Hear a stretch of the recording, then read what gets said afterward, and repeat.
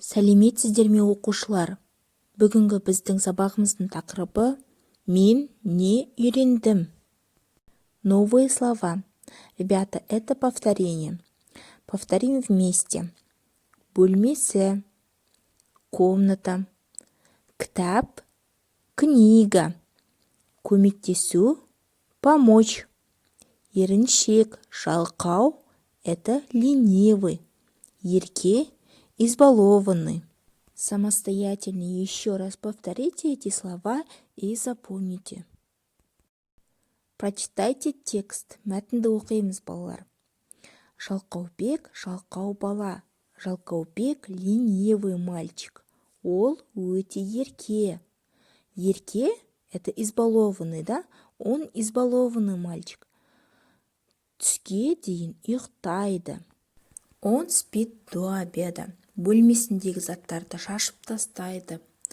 Он разбрасывает свои вещи в комнате. Ата-анасының тілін алмайды. Он не слушает своих родителей.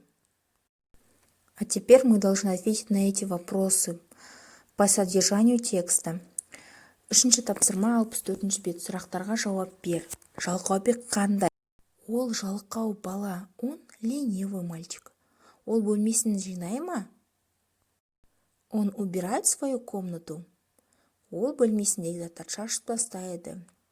Жоқ, ол жинамайды. Үшінші сұрақ. Әлібектің кітаптары қандай? Әлібектің кітаптары таза.